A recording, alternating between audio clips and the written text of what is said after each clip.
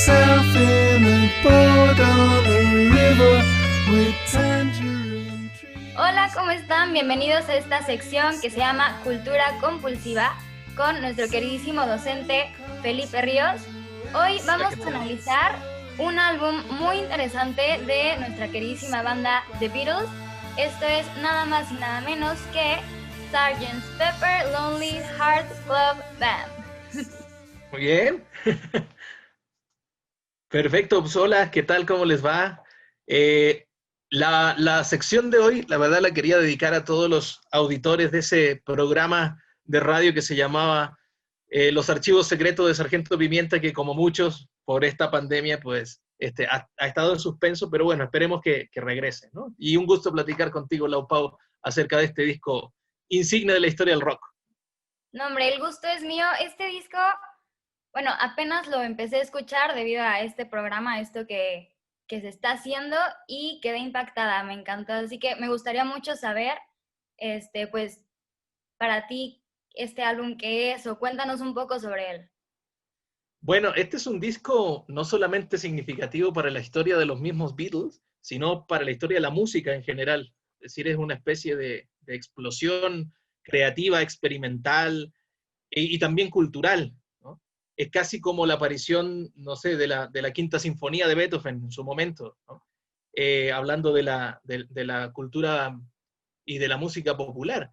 Pensemos que los Beatles venían siendo una agrupación muy en la lógica del pop art, es decir, parecían como, así como Andy Warhol reprodujo muchas veces la sopa Campbell's, ¿no?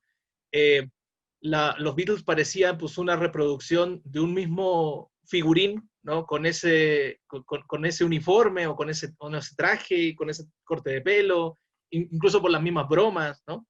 Y por lo tanto tenían una identidad más de banda que como creadores o como compositores individuales. Entonces, entre el 62 y el 66, más o menos, ellos incluso, sobre todo John Lennon, tenía profundos conflictos de identificación o de identidad con esto, ¿no? Y a partir de este disco, que es del año 67, que es un disco que también hay que entenderlo en el contexto en el que surge, ¿no? La psicodelia, la revolución de las flores, ¿no? El verano del amor, tuvo muy importantes repercusiones partiendo por ellos como agrupación, ¿no? De la historia de los propios Beatles, que obviamente pues a los que son fans le interesan, los que no son fans a lo mejor no tanto, pero también de un montón de cuestiones propias de la época, de finales de los años 60, ¿no? Es decir, está a punto de quebrarse la ilusión ingenua, digamos, del verano del amor y de las flores, y ya está muy presente en ese. Sí, de hecho, cuando lo estaba escuchando, me di cuenta que las primeras canciones y la última como que tienen un concepto, ¿no? No sé si llamarlo un álbum conceptual como tal, pero sí sentí como ese cambio, esas cosas diferentes. Y también hay canciones que tienen como sonidos más árabes o hindús, no sé la verdad qué tipo, o sea, claro, cómo definirlos, pero sí se nota como ese cambio ahí ligero, y sobre todo lo que es la experimentación, ¿no? Con nuevos sonidos y nuevas ondas, pues, que no escuchabas antes en los Beatles. Sí, sí bueno, por declaraciones de Paul, él decía, sí, este era un disco que surgió a partir de un concepto y la idea es que todas las canciones se hilaran, ¿no? Tuvieran vinculación a partir de la idea de una banda imaginaria, que era la banda de los corazones solitarios del Sargento Pimienta, ¿no? Y que fuera un concierto además, porque el año anterior ellos, por una serie de problemas que tuvieron con los grupos más conservadores, digamos, sobre todo en Estados Unidos, habían parado las giras. Por un asunto de desgaste también, habían parado las giras y dijeron, bueno, si no salimos nosotros de gira, pues mandemos un álbum de gira, con una banda que esté tocando todo el tiempo en el álbum. Entonces, si uno escucha la primera y la segunda canción, que es la de Sgt. Pepper's, y la otra que es muy famosa, que se llama With a Little Help from My Friends, que la canta Ringo, y que después Joe Cocker en el Festival de Woodstock la convierte en un himno muy distinto a lo que habíamos escuchado en ese disco. Parece una banda, ¿no? Tocando y presentándose, ¿no? Y luego justamente este remix del final de la canción del Sgt. Pepper's, este cierre, digamos, que se le da al concierto, pero si tú escuchas declaraciones de John, John dice, bueno, las canciones que yo aporté a ese disco podrían haber estado en cualquier otro disco. Hay que pensar, eso sí, que esas declaraciones aparecen cuando ya están peleados, ¿no? Sí, es un muy buen álbum. Yo no lo había escuchado antes completo y sí me encantó. Algo que me llamó mucho la atención también fue la portada. Sí. Está, no sé, tiene algo que te llama mucho la atención. No sé si hay alguna historia detrás de esta portada o algo que nos cuente. Sí, bueno, la portada, hay varias cuestiones referidas allí a la portada que tienen que ver con a lo mejor un análisis muy explícito, muy literal de lo que aparece allí. Eh, la portada, de hecho, la hicieron dos ilustradores, uno se llama Jan Howard y el otro es Peter Blake, sobre todo Peter Blake, ¿no? Hay que pensar también que los ingenieros de sonido, los productores, los ilustradores, es decir, todo el equipo que tenían los Beatles, tenía, tenía que estar un poco a la altura de su creatividad, ¿no? O sea, era muy difícil seguir estos tipos, además, digamos, cuatro mentes bastante inquietas, para tratar de plasmar o proyectar lo que ellos querían, ¿no? Entonces, primero estaba la idea de la banda imaginaria, entonces disfracémonos con ropas extravagantes, con ropas que recuerdan un poco el flower power de los hippies, ¿no? Pero al mismo tiempo vamos a hacer un background con todos nuestros ídolos, ¿no? Entonces aparece ahí Elvis, Bob Dylan, aparecen escritores, Mark Twain, por ejemplo, ¿no? Cada uno hizo un listado de las personas que, Ravi Shankar, que eran significativas para ellos, del mundo de la literatura, de la plástica, de la pintura, y bueno, fueron puestas atrás en un momento también en donde no había un Photoshop que te podía hacer esto, ¿no?, de manera tan fácil. Y bueno, como es tan extraño, o fue tan extraño, ahorita estamos muy habituados y se ha hecho parodias hasta en Los Simpsons, ¿no?, de la portada del disco. En su momento fue tan extravagante una portada así que empezaron las especulaciones, ¿no? Abajo, donde aparece el nombre de los Beatles, hay un bajo con flores. Y hay un bajo que, bueno, los bajos regularmente tienen 4 cuerdas y este bajo tiene 3. Entonces empezó a hablarse de sí, esa es la tumba de Paul. O sea, los propios Beatles nos están dando claves para alimentar el mito, ¿no?, de que Paul McCartney está muerto y lo está reemplazando un bajista canadiense, William Chambers, ¿no? ¿Qué otra cosa aparece allí? Bueno, en el reverso, recordemos que esto está pensado para verse en un LP, en un long play, ¿no? Entonces, tenemos un anverso en donde están la banda de los corazones solitarios con los ídolos, y al reverso tenemos a John, George y Ringo mirando de frente y Paul de espaldas, como también este ya se fue, este se está retirando, ¿no? Entonces, esa portada fue maravillosa y como te decía, ha sido replicada, partiendo por los Rolling Stones, que ya sabemos que la historia de los Rolling Stones hasta el año 70 siempre era hacer sus cosas muy bluseras, pero estar con un ojo viendo qué hacían los Beatles, ¿no? Entonces ellos publican el Sgt. Peppers y luego los Rolling Stones sacan Their Satanic Magical Request, ¿no? Los Beatles sacan Let It Be y ellos sacan Let It Bleed. Entonces, los Rolling Stones tratan de reproducir una portada parecida, ¿no?, más oscura, pero bueno, Frank Zappa también, que es un maestro de la música, del rock progresivo y de la música electrónica, sacó una portada parecida, parodiándola. Pero bueno, si algo se puede parodiar es que es algo que ya ha quedado fijado en la tradición, ¿no? Entonces la portada en sí misma vale como una especie de obra plástica, además de la obra musical. Pero ahora que lo explicas de esta forma, sí no sé, se siente hasta más padre el verlo y lo entiendes mejor. Ya por último, una pregunta que, bueno, es como un poco más general.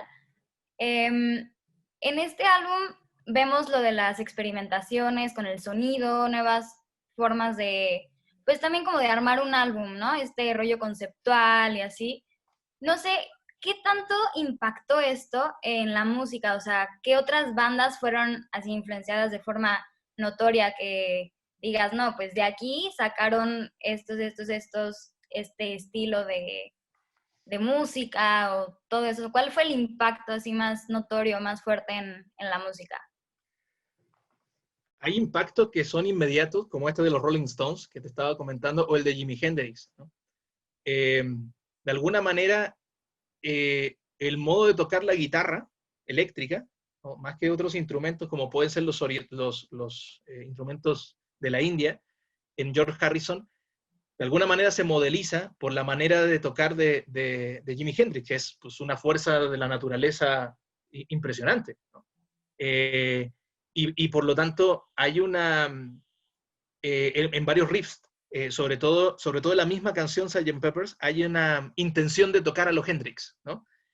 Pero ya que Hendrix se apropia de la canción, hay un reconocimiento notorio, digamos, ¿no? En el hecho de que es un parteaguas, que es un quiebre en términos de composición y de sonido, ¿no? También es una experimentación. Es un álbum muy de estudio, ¿no? De qué es lo que es capaz de hacer una consola precaria en comparación a las consolas que hay ahorita para grabar. Y también la introducción de sonidos como loops. Por ejemplo, hay una canción que trata acerca de un circo, ¿no? Mr. Kite. Y estos loops tratando de emular el ruedo, digamos, o el carrusel. Hay otra canción en donde ellos hicieron unos sonidos que luego confesaron que era papel higiénico en una peineta, por ejemplo, era un peine. Y entonces, digamos, la efervescencia creativa de allí, lo confesaba el mismo George Martin, no se había visto en otro momento. Entonces, está ese aspecto inmediato, pero también hay un impacto, al menos en dos vías, ¿no? Por un lado, es un impacto de estimulación creativa, porque la idea del disco conceptual ya empieza entonces a tomar vuelo, y pensemos que tal vez una de las bandas pioneras en esta idea de hacer una ópera rock, ¿no? O digamos un disco que se conecte bajo un solo tema, que hoy en día es muy de las bandas de metal, de power metal, por ejemplo, ¿no? Hammerfall, en fin, fueron The Who. The Who hizo Quadrophenia, hizo Tommy, y sin duda el eco, la reminiscencia que tienen es el Sgt. Peppers. Entonces, por un lado está en la estimulación creativa, pero por otro lado, al contrario, está la parálisis creativa. Los Beach Boys había sido una banda muy también ¿no? de escuchar en el verano, de los surfistas, ¿no? Pero llegó un momento en que Brian Wilson, que era el cerebro creativo de los Beach Boys, quería pues competir un poco en términos de composición, de complejidad de composición con Paul. Y entonces, el año 66, los Beach Boys sacaron el Pet Sounds, que es el disco cumbre de los Beach Boys. Y cuando empezaron a hacer las armonías vocales en el Sgt. Peppers, los Beatles tuvieron como muy, muy presente, en audición casi constante, el Pet Sounds. Pero cuando sale el Sgt. Peppers, Brian Wilson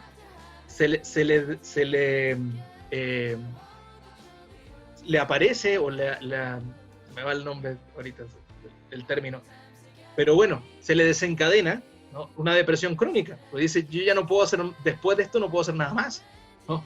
Es como para un pintor estar delante de la Capilla Sixtina, es decir, ¿y yo qué puedo aportar? No, más que hacer parodia, por ejemplo, ¿no? O sea, más que a lo mejor encontrar un detalle o un recoveco que a Miguel Ángel todavía le faltó por pintar y yo me introduzco ahí, o bien hago parodia. Bueno, eso pasó. Y entonces, digamos, el año 2017, por ejemplo, que se cumplieron 50 años, siguieron haciendo foros en todas partes del mundo para apreciar desde el punto de vista cultural, estético, musical, este disco. Y creo que al menos los que yo pude asistir, que hubo varias acá en México, todavía no se agotaba, ¿no?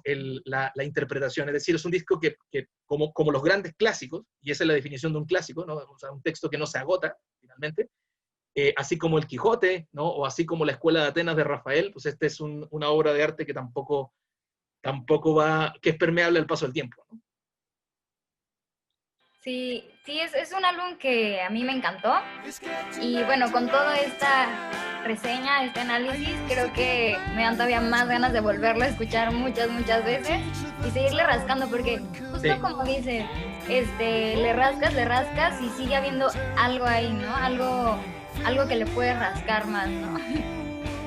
Y bueno, pues creo que hemos llegado al final de esto, que es cultura compulsiva, la sección de cultura compulsiva. Y pues nada, les recomiendo a todos que escuchen este álbum si no lo han escuchado, y si ya lo escucharon pueden volverlo a escuchar con todo esto en mente y pues tal vez le den algo distinto. Muchas gracias, Felipe, por habernos acompañado hoy y por tus palabras. No, gracias a ti, Lau Pau. También le agradezco a Gio, a Lupina, y bueno, nos vemos en Cultura Compulsiva la próxima semana con recomendaciones de cine. Viene la próxima semana.